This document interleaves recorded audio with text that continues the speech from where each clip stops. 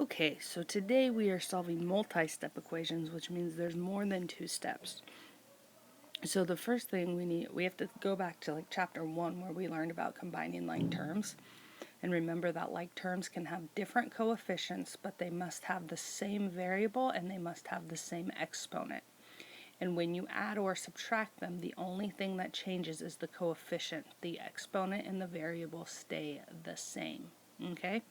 So we have 12 minus 7b plus 10b equals 18. The first thing I'm going to do is I'm going to see if there are any like terms to combine, and on the left side there are. We have a negative 7b and we have a positive 10b. The coefficients are different, but the variable and the exponent are the same. So we're going to combine like terms. Negative 7 plus 10, we take the absolute value of each, which is 10, and 7, and we subtract and we get 3. 10 is the bigger absolute value and it has a positive sign, so it's positive 3b.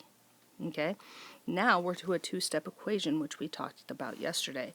So we look at the side with the variable and we see that 12 is our constant. Since there's no sign in front of 12, we assume it's being added. The opposite of adding 12 is subtracting 12. So we go and we subtract 12 from both sides. That cancels these and our 3b comes straight down. 18 minus 12 is 6. Now we have a one-step equation, which means we need to do one more thing to find our answer. We look at our variable side. There is a coefficient times a variable, so we divide both sides by the coefficient, which is 3. So we divide each side by 3. Our coefficient cancels out. Our b comes straight down, and 6 divided by 3 is 2. The next one, oh man, that one's a difficult one. We're solving 5 times the quantity y minus 2 plus 6 equals 21. So because there are parentheses, the first thing we want to do is get rid of those parentheses, and we do those by doing the distributive property. So we are going to distribute 5 on the left side. That means we're going to take this 5 and we're going to multiply it by the y and then multiply it by the negative 2. So we're going to have 5 times y minus, because there's a minus sign right there, 5 times 2 plus 6 equals 21. And then we're going to simplify. So we have 5y minus 10 plus 6. And they simplified, but they added like terms at the same time. So that's why I put this there. Because in our box needs to go negative 10 plus 6. The absolute value of negative 10 is 10. The absolute value of 6 is 6. And we're going to subtract because they're different signs, and we get 4. Because 10 has the higher absolute value, we look at the sign in front of it, and it was a negative, so it's negative 4. Okay? Now we're going to simplify. We're going to look at the side with the variable, look at the constant. Right now it's being subtracted, so the opposite of subtracting 4 is adding 4. So we're going to add 4 to both sides. That cancels these 4's out, and we get 5y equals 25. Now we have a coefficient times a variable. So we need to divide each side by the coefficient, which in this case is 5. So we divide by 5. That cancels the coefficient out, and 25 divided by 5 is 5. Troy has 3 times as many trading cards as Hillary. Subtracting 9 from the number of trading cards Troy has and then dividing by 6 gives the number of cards Sean has.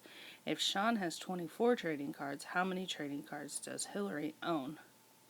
Okay, so we need to find the number of cards that Hillary has. That's the question. How many cards does Hillary have? Troy has 3 times as many as Hillary. We know that from right here. Okay. Subtracting 9 from the number of trading cards that Troy has, and then dividing by 6 gives the number of cards Sean has, which tells us right here. Okay? Sean has 24 trading cards. And it tells us that right here. So all we did was we took that big, huge, long story problem and we separated it. We're going to make a plan. Let C represent the number of trading cards, because cards starts with a C, Hillary has.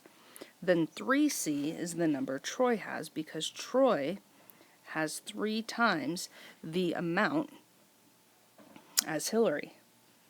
Subtracting 9 from the number of trading cards Troy has, and then dividing by 6 gives the number of cards Sean has. Okay, so 3C was how many Troy had. But if we subtract 9 from 3C and divide it by 6, we have the number that Sean has, which equals 24. Solve the equation 3C minus 9 over 6 equals 24 for C to find the number of cards that Hillary has. So remember, we talked about, maybe it wasn't with you guys, but back in chapter 6 we talked about the fact that we don't want fractions or denominators when we're working with our equations. So the first thing we're going to do is we want to multiply each side by the denominator to get rid of the denominator to make it easier to work with. So we're going to multiply both sides by the denominator. Okay, that cancels, oh man, I guess I didn't mess up these out, and leaves us with 3C minus 9, and then 6 times 24 is, what, 144. Okay, now we are going to look at the side with the variable, the negative 9. So the opposite of subtracting 9 is adding 9. So we're going to add 9 to both sides. These cancel out. We bring our 3C down, and 144 plus 9 is 153. Now we have our variable side still with a coefficient. So we divide both sides by the coefficient of 3, which cancels those, and C equals 51. So Hillary has 51 cards. If Hillary has 51 cards, Troy has 3 times that amount, which is 153. When you subtract 9 from 153, you get 144, and 144 divided by 6 is 24, which is the number of cards that Sean has. So the answer is correct. So I would like you to try 1 and 2 for your check it outs. You do not need to do number 3. We'll probably do number 3 together in class.